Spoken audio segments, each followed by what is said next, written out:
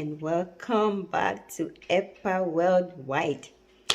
Yes, I just want to do tactics that alienating parents use 102. We did tactics that they use 101. So I want to do tactics that alienating parents use 102. And I'm going to continue from the research that was conducted by Edward Crook in 2018 that on parental alienation as a form of emotional child abuse. So let's dive into it, man. If you are new here, I just want to say welcome. Thank you. For those who have subscribed, thank you. For those that are yet to subscribe, kindly do so. Share my videos, like it, and let's all grow together and learn about parental alienation syndrome, how it affects our children, and how we can resolve this issue among our communities. Yes, so let's dive into it. The first one I'm going to talk about is confiding in the child. That is the number 9th of 17 alienating tactics that Edward Cook, a child psychologist, described. And what she said, confiding in a child is that it said the alienating parent will involve the child in discussions about legal matters and share with the child personal and private information about the target parent. The alienating parent will portray him or herself as the victim of the target parent, including the child to feel pity and to feel pity for them and to be protective of the alienating parent rather than themselves and their targeted parent, and anger, hate toward the targeted parent. That's what alienating parents do. So it says confiding in the child. So the alienating parent will try to groom the children, try to pretend and be like he or she is rather the victim, and trying to use strategies to get the child to be hateful and direct anger towards the targeted parent, rather than they want the child to feel like they are rather the person hating. They want the child to feel anger towards the alienating parent. The confidence are shared in such a way as to flatter the child and appeal to his or her desire to be trusted and involved in adult matters. Yes, my children sometimes they get told that, oh, if you go stay with your mom, if you tell the court you want to stay with your mom, then I'm never going to be your father again. I'm only going to have your stepbrother as my child. They get told instances about things that are not true about me. Like, I took my kids to Ghana before when they were young, and they will be told things like, oh, and your mom, and when you were young, I took you to Ghana and you were starving and I brought you food. Meanwhile, my kids were in a very good school, very a very good supportive environment, and their father called there and said, I'm Dr. Parry, and this and that and lie about who he is in his status. You see, when you lack self-esteem, you always feel like you have to do or say certain things to make you feel and look important in the eyes of people. Grandiose. It's a mental health condition. People with bipolar disorder, they have that grandiosity where they will tell you they are Jesus Christ. They are the person with all this power that can even break aircraft into pieces, or they rule the world. You know, they have this grandiose personality that they want to prove that they have power. They are this and they are that, meanwhile they are not. So that is a mental health disorder, and it's on its own. You know, so these are some of the strategies the alienating parent uses. Confiding in a child. Now, the second one I want to talk about is forcing child to reject the targeted parent. We have talked about that, I think, extensively. meaning that alienating parents create situations in which the child actively rejects the target parent, such as calling the target parent to cancel upcoming parenting time, or request that the target parent not attend an important school or athletic event. Further, once children have hurt a parent, the alienation will become entrenched as the child justifies or his behavior by devaluing the target parent. By devaluing the target parent. I have an instance, I think I said it, that my little son graduated from kindergarten. I wasn't told, I didn't know the date. It was all hidden away from me. They will pretend, oh, I'm signing you up for this activity. If you go to court and you say you want to stay with me, I'll sign you up for this activity, for you to join the basketball club, for you to join the dancing club, for you to join this. For, my kids, one of them loved reading and drawing, and he will curse the child. He will insult the child. You dumb. Your fellows are building computers. Your fellows are doing this. Your fellows are doing that. And you are here drawing. He will trash my son's drawing. Sometimes my son love to write, books like comic books. He will trash it and insult the child and said, "You're dumb. You're stupid, mom. You took all that from your stupid mom. Leave your stupid mom behavior at the door." When it's time for me to have access to my children, no, they won't. They will be forced to not come. I have instances where I have to call the police to get me have access of my children. And then sometimes I even had a record. At some point, he reported to the court that I am misusing telephone. I'm harassing him. Because when I get denied access, I do what? I call the non-public police, not emergent police line that want them to check on my kids for me, which is my right. So he took it to the district court rather than the circuit court where the case was, our issue case was. And them not understanding the full picture, and this person the alienating parent who can strategize, can lie, can, under a calm gesture, was believed without seeing the facts, without going with the fact that I do have access to talk to the kids every single night if they are with him. I do have access. I can go like 3 weeks, 4 weeks without seeing my kids when they are very, very young. And I can't do nothing about it. Because he's preventing you from, and it's not a criminal offense, so you can't do nothing. If you call police, they say go and court, back to court, get your lawyer involved and stuff like that. So it wasn't easy to deal with such a thing. So that's some of the things alienating parents do, forcing child to reject the target parent. 3, asking the child to spy on the target parent.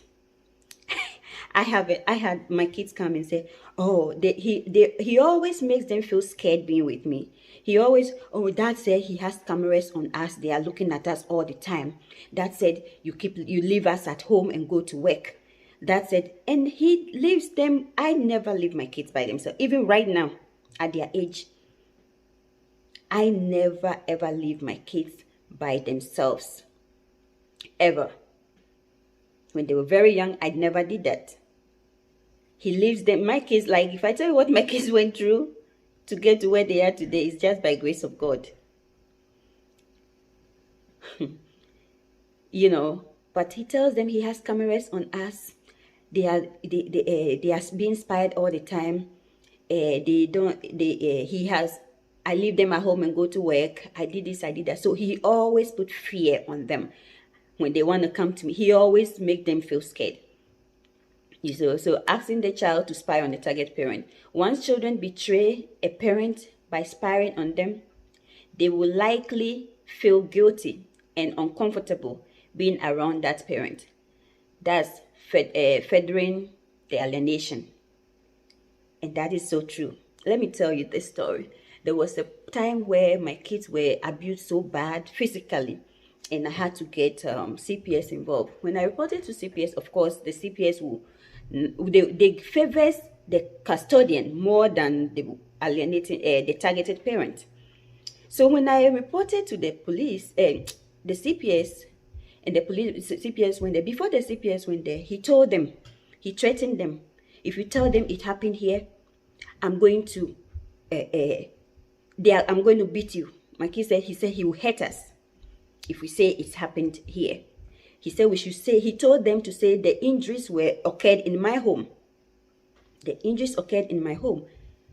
He told them that, do you want their stepmother that they live with? That was, one instance was with a babysitter. Do you want that babysitter specifically? Her name, she's now alive right now, so I will not even mention her name. But she said, do you want them to arrest babysitter such and such?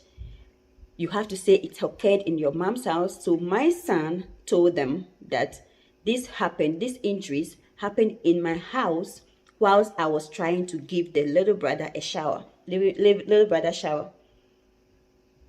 Whilst I was trying to give the little brother shower, and before God and man, that injury did not occur in my house. It came from there. And it's constant. They are constantly presenting with injuries. And you can't say nothing about it. Because the lies, it's just terrible. So the kids were trained to even lie against their own safety, to the point where they even scared to, they will be left home. If I tell you how I got these kids last year, since when they finally stopped going back, they were in home by themselves. The little one was crying and screaming. I have the videos and pictures. But he puts fear in them. You can't be honest about your own safety. You can't. And he lied to them that the kids should say it. And the kids said it. My big one said it. And when he said it, when he came, he was nervous around me. He was scared around me. He was uncomfortable, not himself around me. And I keep asking, are you okay? Is everything okay? He would say, oh, yeah. Yeah. So I was asking that. So he told me that he lied to me. That, his classmates on the bus were bugging him. And so that's why he wasn't feeling fine. So after we got home, then he said, oh, Mom, you know something? Remember when that babysitter such and such did this to me, to Evan, right? Yes, some people came to our house, but when CPS came to our house, I think the CPS people, they told, that said we cannot say it happened here. That said we cannot say the babysitter did it. That said we should say this and that and that. So that is what I also told them, because that said if we don't say that, he's going to hurt us and he's going to kick us out. Can you imagine? Can you imagine? My kids lived all the time, their whole childhood, in fear, in trauma, psychological trauma, and eventually physical trauma, because if they don't comply with his rules and his alienating ways, then they have to face the consequences. They have to face the consequences. Okay.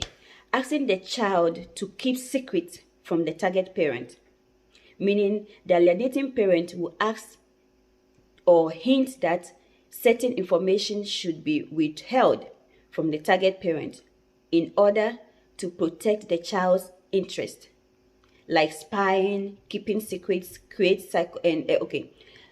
like spying on somebody, keeping secrets creates psychological distress between the targeted parent and the child.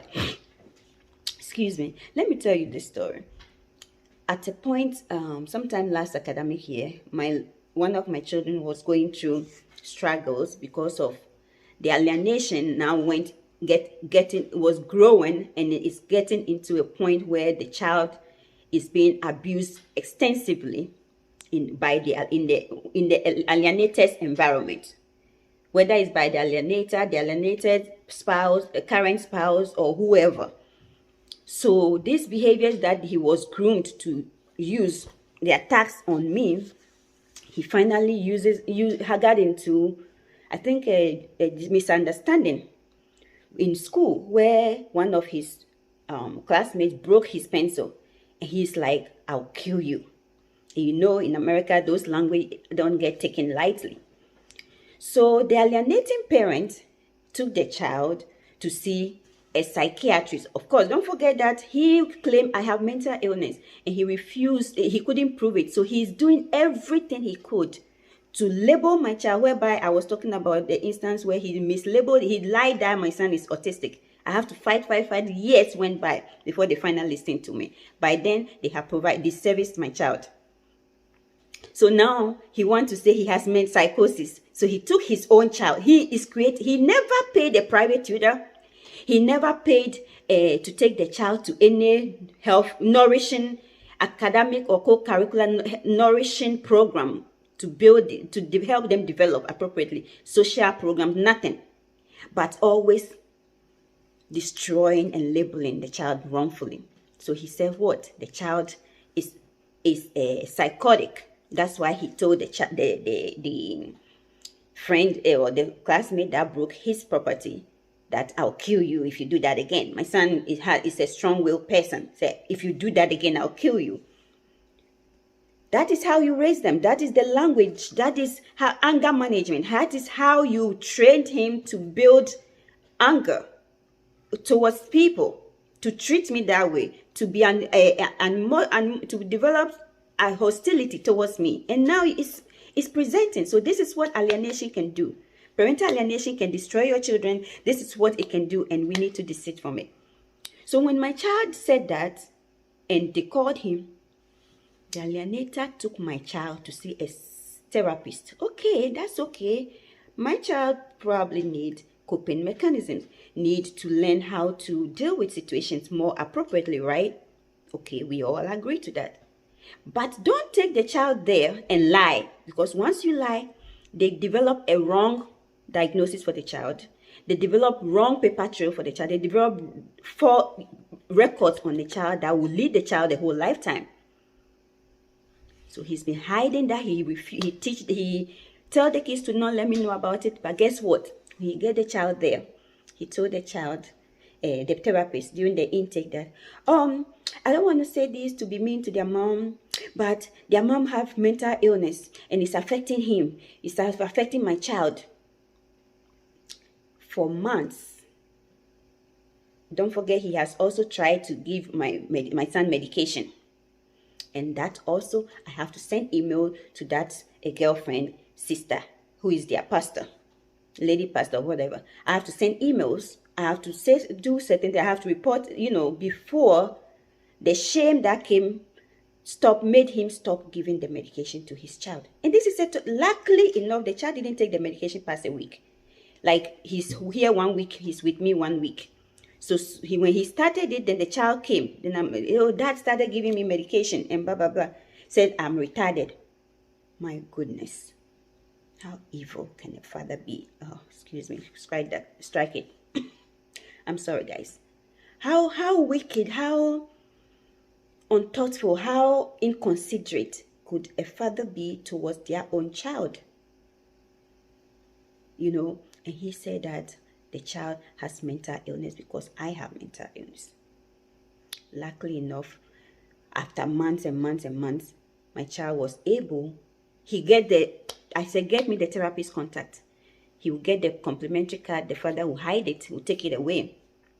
Why did you take it? He will punish them and yell at them. Why are you doing this? You better not. You do this, you do that. So finally, the children managed to get me. So I called the lady and I left messages to him. Hey, I said, listen, I don't have mental illness. This is what the situation is. And I definitely would not mind having my child go through therapy to gain some strategies of coping mechanisms, and how to anger management, how to deal with situations, how to deal with situations in more realistic kind of fashion, But the aspect of seeing him being misdiagnosed wrongfully is what is kind of bugging about this whole situation. So I don't mind if you want to continue with treatment of him, but definitely consider the nature of the treatment and the diagnosis, most importantly, that you put on my child. So that is what I guess made the woman not to be comfortable in continuing. So I'm going to add one more to it, and then we'll wrap up, and that will be parental alienation tactics that alienators use, 102, and then we'll continue next time with 103. So we talk about asking the child to keep secrets, trying to not let me know about the therapist that was taking care of him because I was gonna have an input, trying to not let me know about things going on in their lives, things like that. So the third one, the last one I want to talk about is referring to the target parent by first name rather than saying mommy or daddy. Yeah, don't forget alienation can be done by both women and moms and dads, women and men, or your mommy, your daddy.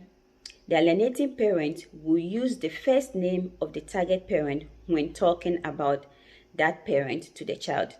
This may result in the child referring to the target parent by first name as well. The message to the child is that the targeted parent is no longer someone whom the alienating parent respects as an authority figure for the child, and no longer someone who has a special bond with the child. By referring to the target parent by first name, the alienating parent is demoting that parent to the level of a peer or neighbor. I have had instances, I think I've said that in my previous videos, where the woman their dad is with currently, the kids are being imposed on to refer to her as mommy. And I live like 10 or 15 minutes away. You know, so I just want to continue and say that parental alienation is detrimental. Once again, the tactics that are being used are damaging. They don't help the children in any way. They cause distress, confusion, psychological trauma in the children. And so we have to work together to desist from our behaviors. By desisting from the behaviors, guess what? We are indirectly stopping parental alienation. And that is what I encourage. Thank you for being here once again. Like if you can, share if you can, and subscribe to EPA Worldwide, educating public on parental alienation. Thank you all, and see you again in my next video.